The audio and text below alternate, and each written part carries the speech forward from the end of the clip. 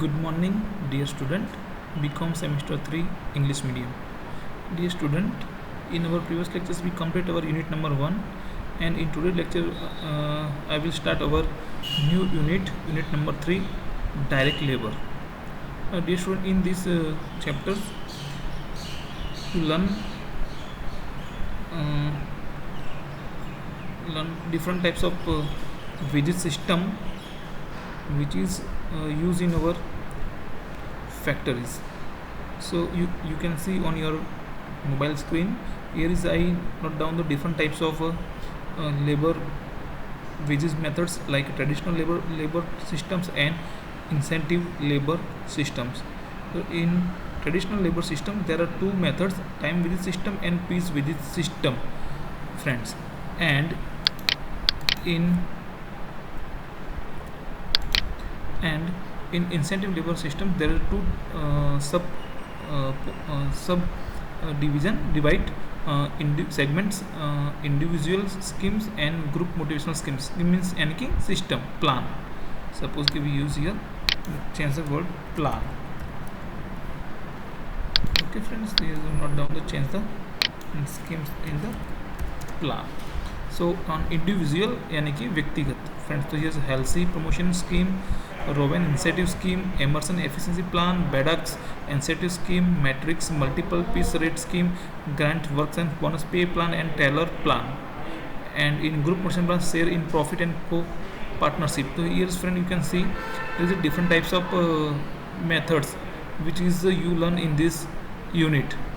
Mostly in your university exam there is examiner ask example to time wages, piece wages, healthy yojana, rowan yojana, tailor, okay, generally. Then after share in profit and co-partnership.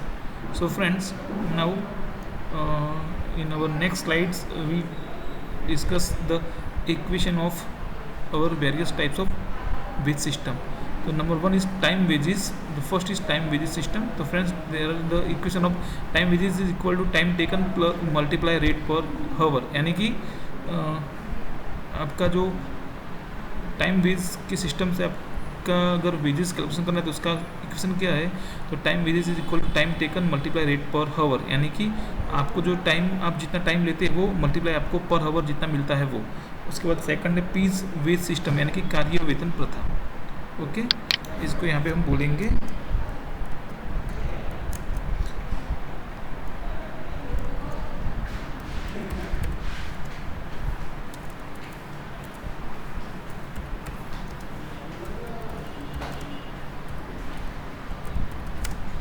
Time veg system means समय वेतन प्रथा.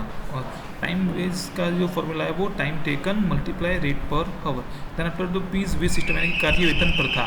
तो friends इसका formula क्या है कि total wages is equal to number of unit produce multiply rate per return, यानी कि E is equal to W multiply R. हम इसको सिंपल बोलते हैं, E means our earnings, W means number of units and R means rate per hours. It is the short form W. Okay, और उसका दूसरा है कि total wages is equal to time allow multiply rate per hour, यानी कि आपको इतना time, आप कितना टाइम लेते हो, आपको कितना टाइम दिया गया है वो. तो टी ए मल्टीप्लाई आर, वहाँ पे टी ए क्या है, टाइम एलो, आर को क्या है, रेट पर रिटर्न है. उसके बाद हेल्सी योजना, हेल्सी प्लान.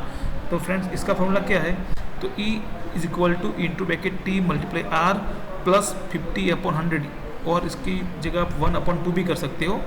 मल्टीप्लाई कौन में into bracket T S multiply R, where E for earning, T for time taken, R for rate per hour and T S for time save. यानी कि आपको यहाँ पे हेल्सी प्लान उसको क्या है, आपको बोनस भी मिलेगा वहाँ पे.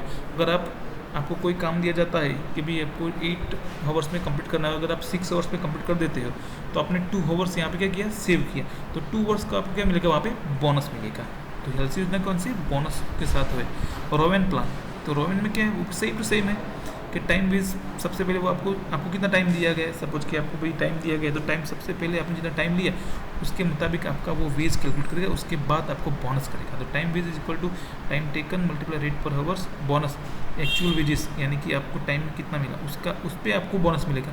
आपका जितना वेजेस उस पर आपको बोनस मिलता है. तो time save upon time allow, total wages time wage plus bonus उसके बाद Taylor's different piece rate system, यानी कि ट्रेलर की योजना, डिफरेंट टाइप्स ऑफ वेतन जो बोलते हैं। तो when the workers produce more units, यानी कि हाईएस्ट यूनिट्स, तो उसका formula unit production multiply high wage rate. जब ज़्यादा प्रोडक्शन करता है, अगर आपने एक लिमिट की भी आपको अपनी लिमिट वहाँ पे कर दिए कि 10 यूनिट्स जो है वो आपकी हाईएस्ट पर डे के जो यूनिट प्रोडक्शन है वो आपकी वो एक क्राइटेरिया है।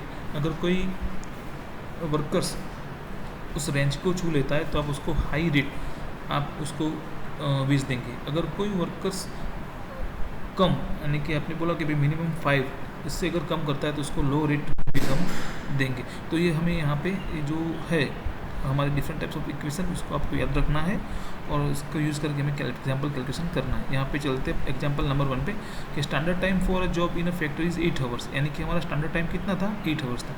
और worker is paid ₹10 per hour, हम वर्कर्स को पर आवर कितना पे करते हैं, 10 rupees. Actual time taken 6 hours. Calculate the wage payable to the workers on first time basis and second piece basis, यानी कि आपको यहाँ पे ગુજરાતી में दिया है कि એક કારખાનામાં નિર્ધારિત સમય 8 કલાક છે, જ્યારે કામદારને કલાક દીઠ ₹10 ચૂકવવામાં આવે છે। ખરેખર લીધેલ સમય 6 કલાક હતો। ગણતરી કરો જ્યારે કામદારને એક સમય વેતન મુજબ અને 2 કાર્ય वेतन वेतन चुकावવામાં આવે।